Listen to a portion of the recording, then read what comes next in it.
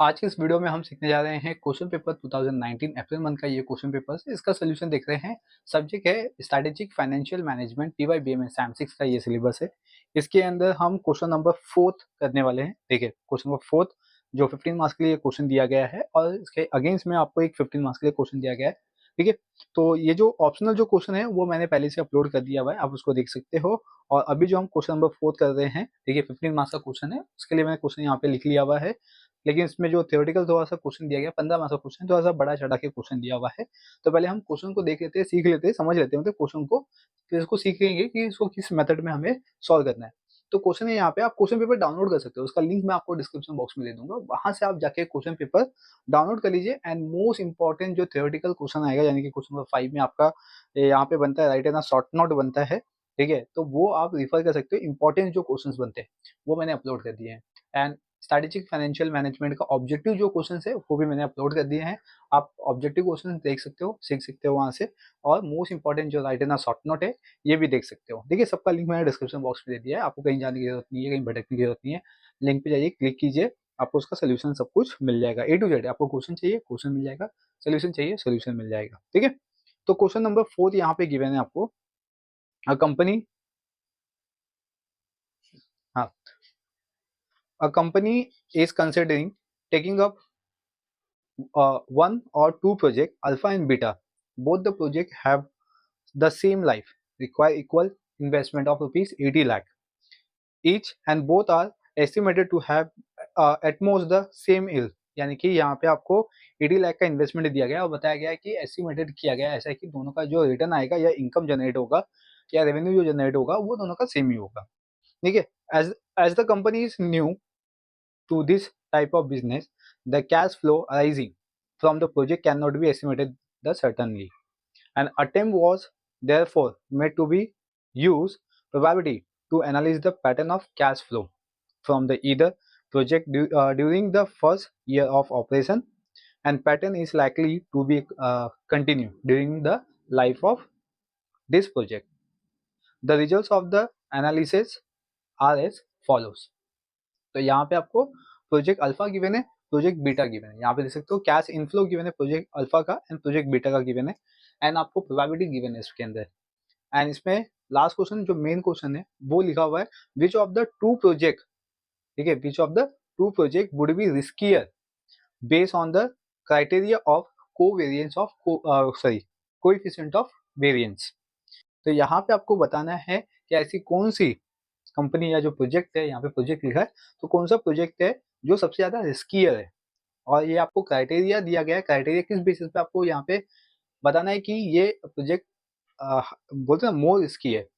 तो इसमें कौन सा मेथड यूज करना है आपको, कोएफिशिएंट ऑफ वेरिएंस का। देखिए कोएफिशिएंट ऑफ वेरिएंस के बेसिस पे हमें बता सकते हैं कि प्रोजेक्ट अल्फा या प्रोजेक्ट बीटा इसमें रिस्कियर कौन सा होगा। देखिए अब रिस्कियर के बारे में बात कर रहे हैं और साथ ही साथ हम कोएफिशिएंट ऑफ वेरिएंस के बारे में बात करते हैं। हम कैसे बता सकते हैं कि कौन सा प्रोजेक्ट मोर रिस्कियर है। तो इसमें आपको कंपैरिजन करना है कोएफिशिएंट ऑफ वेरिएंस है। तो जिस प्रोजेक्ट का covariance sorry coefficient of variance ज़्यादा होगा वो प्रोजेक्ट क्या होगा आपका, मोर रिस्की होगा। ठीक है, जिसका कम होगा सीवी यानी कि कोएफिशिएंट ऑफ वेरिएंस उसका लेस रिस्कियर होगा। ठीक है, तो ये कॉन्सेप्ट यहाँ पे गिवन है। तो इसका फॉर्मूला देख लेते हैं। फर्स्ट फॉर्मूला के बेसिस पे हम जाएंगे, फॉर्मूला के बेसिस पे सम को सॉल्व कर लेंगे तो वो इजी हो जाएगा। फर्स्ट वन हमें जो कैश इनफ्लो है, देखिए उसको आपको एक्स कंसिडर करना है। क्या कंसिडर करना है, एक्स। और जो प्रोबेबिलिटी है उसको पी कंसिडर करना है यहाँ पे। फिर हमें इसमें निकालना है मीन यानी कि summation x P, summation x P कर दोगे तो आपको क्या मिल जाएगा, एक्स बार मिल जाएगा, मतलब मीन मिल जाएगा आपको। ठीक है, एंड फिर इसके बाद आपको वेरिएंस निकालना है। फर्स्ट वेरिएंस, वेरिएंस का फॉर्मूला आता है अपने पास summation P X minus X bar the whole square. फिर इसका इसका स्टैंडर्ड डेविएशन निकालेंगे। देखिए स्टैंडर्ड डेविएशन का फॉर्मूला आता है under root of variance, right. And then standard deviation के बाद फिर हमें सीवी यानी कि कोएफिशिएंट ऑफ वेरिएंस निकालना है।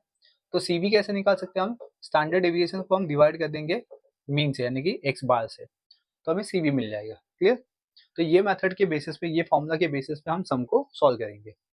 तो अब हम प्रोजेक्ट अल्फा फिर प्रोजेक्ट बीटा ऐसा दो दिया गया तो दोनों को सॉल्व करना है आपको, दोनों को इधर पे कंपेयर करना है। तो फर्स्ट हम यहाँ पे कॉलम बनाएंगे। तो फर्स्ट हम सॉल्व करेंगे प्रोजेक्ट अल्फा को। तो यहाँ पे हमने लिख दिया प्रोजेक्ट अल्फा,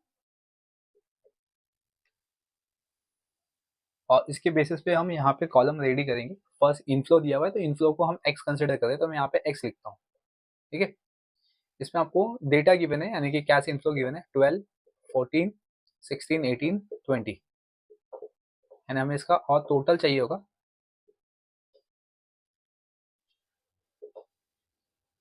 तो अपना कॉलम यहाँ पे बनेगा P, यानी कि प्रोबेबिलिटीज आपको यहाँ पे गिवन है 0.10, 0.20 एंड 0.40, 0.20 एंड 0.10। ये प्रोबेबिलिटी आ गई अपने पास। फिर हमें क्या करना है, प्रोबेबिलिटी मिलने के बाद एक्स पी करना है, मतलब एक्स इंटू पी करना है। एक्स पी करेंगे तो हमें क्या मिल जाएगा, यहाँ पे मीन मिल जाएगा, यानी कि एक्स बार मिल जाएगा। तो एक्स बार निकालने के लिए अपने पास फॉर्मूला है समेशन एक्स पी, मतलब इसका टोटल हमें मीन दे देगा। क्लियर? तो इसका टोटल कैसे निकालेंगे, दोनों का मल्टीप्लाई करके। ओके, एंड देन इसके बाद हम क्या करेंगे, x minus X bar find out करेंगे, क्योंकि हमें x minus X bar the whole square चाहिए। तो यहाँ पे x माइनस एक्स बार कर दिया, फिर x minus X bar the whole square कर देंगे, फिर इसमें हम p से मल्टीप्लाई कर देंगे, x minus X bar the whole square. Right, तो ये लास्ट कॉलम होगा यहाँ पे। तो यहाँ तक अपना अल्फा a निकल जाएगा, ये निकल गया, दैट इज में ये देखो वेरिएंस निकल गया। तो वेरिएंस निकल गया, इसके बाद स्टैंडर्ड डेविएशन निकल जाएगा। स्टैंडर्ड डेविएशन के बाद फिर हम सीवी इजीली कैलकुलेट कर सकते हैं। ठीक है, तो अभी हर एक स्टेप को सॉल्व करते हैं, एंड देन उसके बाद फिर हम प्रोबेबिलिटीज को देखते हैं। तो इसके लिए हमें एक्सपी चाहिए ना, एक्सपी के लिए हम यहाँ पे कैल्सी यूज करते हैं। कैल्सी में आपको कैसे यूज करते हैं, इसका ट्रिक या इसका जो लॉजिक है वो मैंने आपको पहले भी एक्सप्लेन किया है। जिन बच्चों को नहीं पता, इस वीडियो में देख के आप सीख सकते हो। ठीक है, आप ध्यान से देखिए मैं किस तरीके से कैल्सी यूज करके इसका मैं टोटल जल्दी से जल्दी निकाल सकता हूँ, यानी कि विदाउट टाइम कंज्यूमिंग। आप इसको फर्स्ट क्या करोगे, इसका मल्टीप्लाई करोगे, फिर इसको प्लस करोगे। तो मैं ऐसा नहीं करूंगा, मैं क्या करूंगा, इसको मल्टीप्लाई करते रहूंगा, साथ ही साथ मैं इसको प्लस भी करता रहूंगा। ठीक है, तो कैसे करना है ये मैं आपको बता देता हूँ। फर्स्ट आपको क्या करना है, यहाँ पे देखिए, यहाँ पे मैं आपके सामने करता हूँ। फर्स्ट अपने पास यहाँ पे 12 है, तो 12 इंटू कितना कहते हैं, 0.10, 0.10। राइट, फिर आपको यहाँ पे कोई भी बटन प्रेस नहीं करनी है। यहाँ पे आपको मेमोरी प्लस का बटन दिखाई दे रहा है, ठीक है, एकदम राइट साइड कॉर्नर में। तो यहाँ पे मेमोरी प्लस का बटन हम प्रेस कर देंगे, तो हमें इधर पे आंसर मिलेगा 1.2। ठीक है, 1.2 ऐसा है, उसको पहले लिख लेते हैं हम 1.2। ओके, फिर इसके बाद यहाँ पे क्या, 14 इंटू 0.20। तो अब मैं यहाँ पे कोई बटन प्रेस नहीं किया, अब मैं डायरेक्टली यहाँ पे 14 इंटू 0.20, फिर इसके बाद मेमोरी प्लस का बटन प्रेस कर दूंगा, तो आंसर मिल जाएगा 2.8। तो 2.8 यहाँ पे लिख लेता हूँ मैं, 2.8। फिर नेक्स्ट है मेरे पास 16 इंटू 0.40, तो यहाँ पे 16 इंटू 0.40, और इसमें मेमोरी प्लस का बटन प्रेस कर दूंगा, तो 6.4 आ गया। राइट, ओके, नेक्स्ट है मेरे पास 18 इंटू 2.0, तो इसमें 18 इंटू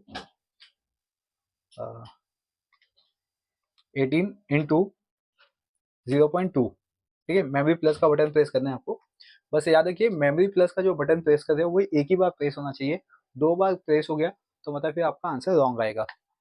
फिर नेक्स्ट है 20 इंटू 0.10, 20 इंटू 0.10। ठीक है, और मेमोरी प्लस, तो इसका आंसर आ गया 2। अब देखो मैंने इसका टोटल भी कर लिया है, अब मुझे क्या करना है, यहाँ पे MRC, यहाँ पे बटन दिखाई देगा MRC लिखा हुआ है, इसको आपको प्रेस कर देना है, तो आपको इसका टोटल मिल जाएगा, कितना आएगा, 16। ठीक है, तो मतलब मुझे यहाँ पे मीन मिल गया 16।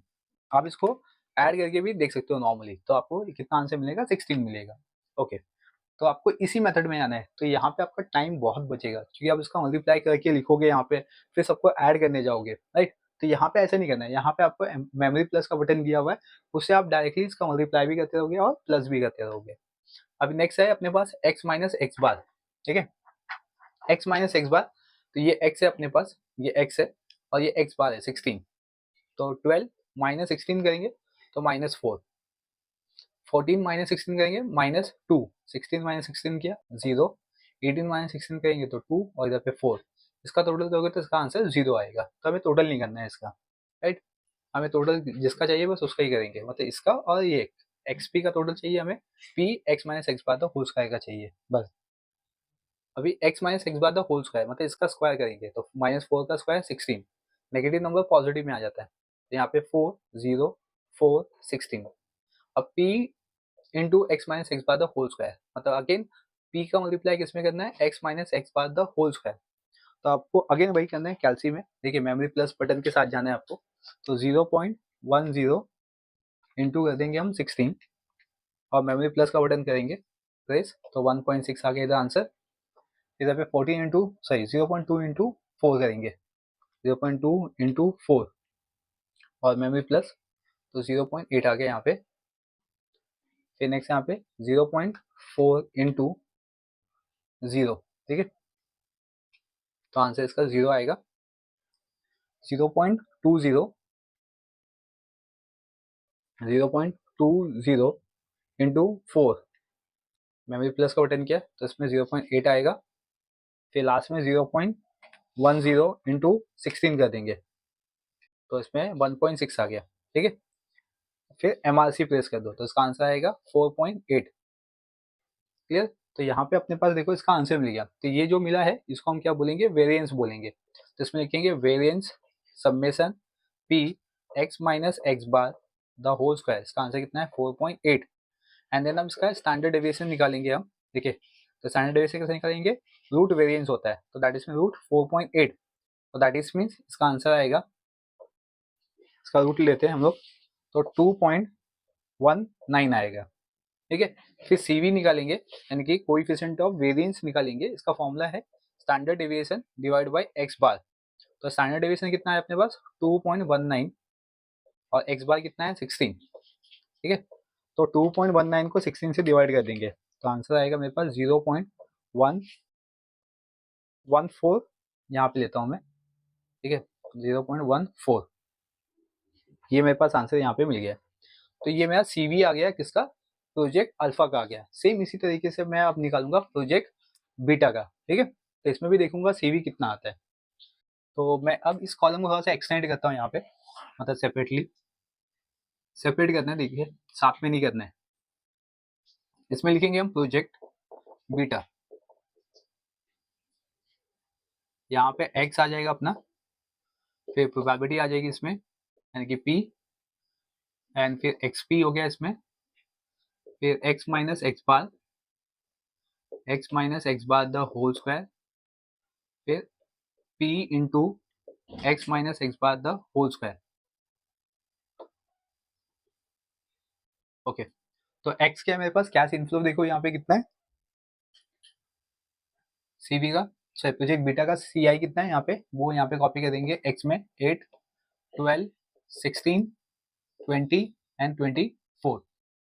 प्रोबेबिलिटी ले लेते हैं यहाँ पे 0.10 0.25 फिर 30, देखिए 0.30 फिर 0.25 एंड 0.10। ओके, तो आप कैसे कहते हैं, आपको समझ में आ गया।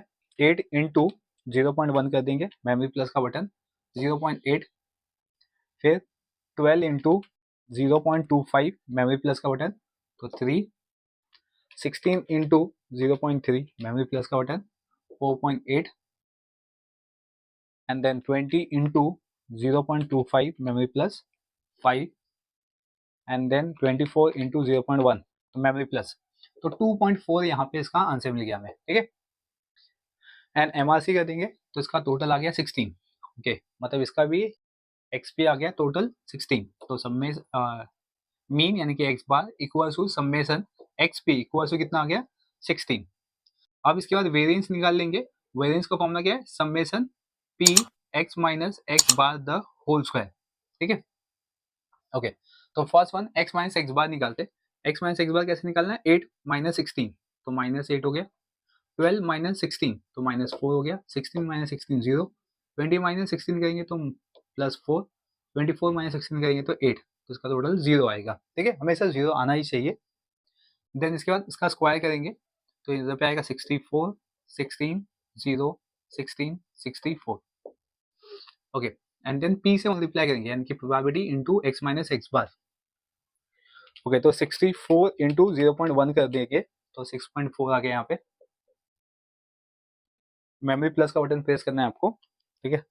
64 इंटू 1.0 मेमोरी प्लस, फिर क्या करना है 0.25 इंटू 16 मेमोरी प्लस, ठीक है, इसका आंसर आएगा 4। अगर आप यहाँ पे ऑब्जर्व करके थे, देखो यहाँ पे 0 तो यहाँ पे 0 लिख लेते, फिर 0.25 का 16 में करेंगे, देखो यहाँ पे भी क्या था 0.25 का 16 में, तो 4 आया था, दैट इज में यहाँ पे 4 आएगा और इधर पे 6.4 आएगा, ठीक है। तो अभी मैंने ये सिर्फ ये दोनों को ऐड किया तो 10.4 आता है, और इसमें इंटू मैं 2 कर देता हूँ, तो दैट इज में 20.8 आ गया, मतलब इसका टोटल कितना आएगा 20.8, क्योंकि ये 2 टाइम है, 2 बार है यहाँ पे, ठीक है, तो इसलिए हमने 2 बार कर दिया, इसका 2 से मल्टीप्लाई कर दिया, तो 20.8 आ गया इसका, ठीक है। अगर आपको वैसा जमता है तो वैसे कीजिए, जैसे यहाँ पे मैंने बताया वैसे कीजिए, क्योंकि देख सकते हो यहाँ पे ये दोनों नंबर सेम है, ठीक है, तो मैंने इसको ऐड करके 2 से मल्टीप्लाई कर दिया, तो ये मेरा आंसर आ गया, तो दैट इज में मुझे यहाँ पे वेरियंस मिल गया 20.8 का। अब मैं इसका स्टैंडर्ड डेविएशन कैलकुलेट कर सकता हूँ, तो इसका फॉर्मूला क्या है, वेरियंस, ठीक है, अंडर रूट वेरियंस, तो अंडर रूट 20.8 एंड देन मैं इसका स्क्वायर रूट ले लेता हूँ, तो मुझे आंसर मिला 4.56।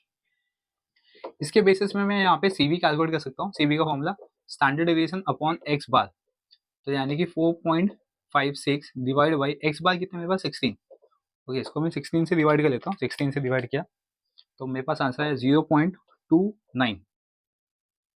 देख सकते हो यहाँ पे अल्फा का CV यानी कि कोएफिशिएंट ऑफ वेरिएंस और बीटा का कोएफिशिएंट ऑफ वेरिएंस, तो इसमें से हाइयर देखिए कौन सा या ग्रेटर कौन सा है, तो ग्रेटर यहाँ पे प्रोजेक्ट बीटा का है, ठीक है, 0.29 है और इसमें 0.14 है, तो इसमें मोर रिस्की कौन सा है, प्रोजेक्ट बीटा क्या होगा, मोर रिस्की होगा as compare to the project A.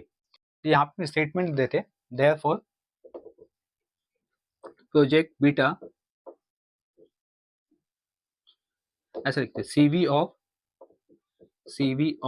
Project beta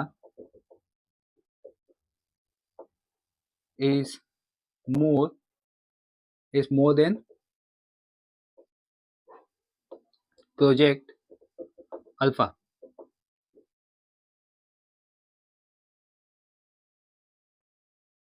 ठीक है, तो देयरफॉर प्रोजेक्ट बीटा इज, ठीक है, is more riskier than project alpha. तो यहाँ पे ये अपना सम्स कंप्लीट हो गया है, ठीक है, यहाँ पे आपको कोएफिशिएंट ऑफ वेरिएंस बताना था, coefficient of variance of alpha and beta का, एंड इसमें बताना था कि मोर स्केयर क्या हो सकता है, और इसमें क्राइटेरिया दिया था कोएफिशिएंट ऑफ सॉरी हाँ कोएफिशिएंट ऑफ वेरिएंस का। तो आपने first one coefficient of variance calculate कर दिया, कैसे कैलकुलेट करना था ये मैंने आपको एक्सप्लेन कर दिया। देखिए आपको कैश इनफ्लो गिवन है, यहाँ पे मैंने आपको इंडिकेट भी किया हुआ है, ये फॉर्मूला मोस्ट इंपॉर्टेंट है, इसको नोट डाउन कर लीजिए, ये याद रहेगा तो आपका सम इजी हो जाएगा, विदाउट फॉर्मूलास आप उसको सॉल्व ही नहीं कर सकते हो, राइट। तो इसीलिए x P summation x P को हम क्या बोलते हैं, वेरिएंस का फॉर्मूला क्या होता है, स्टैंडर्ड डेविएशन का फॉर्मूला क्या होता है, और कोएफिशिएंट ऑफ वेरिएंस का फॉर्मूला क्या होगा, तो इस बेसिस पे हम यहाँ पे सम्स को सॉल्व कर सकते हैं। याद रखिए जिसका CV ज्यादा होगा वो क्या होगा, मोर रिस्कियर होगा। चलिए आप इसको नोट डाउन कर लीजिए, अब हम मिलेंगे नेक्स्ट लेक्चर्स में, तब तक के लिए बने रहिए चैनल पे, चैनल को सब्सक्राइब कर लीजिए, बेल आइकन प्रेस कर लीजिए ताकि आपको इसी तरीके से अपडेट मिलते रहेंगे। Thank you for watching.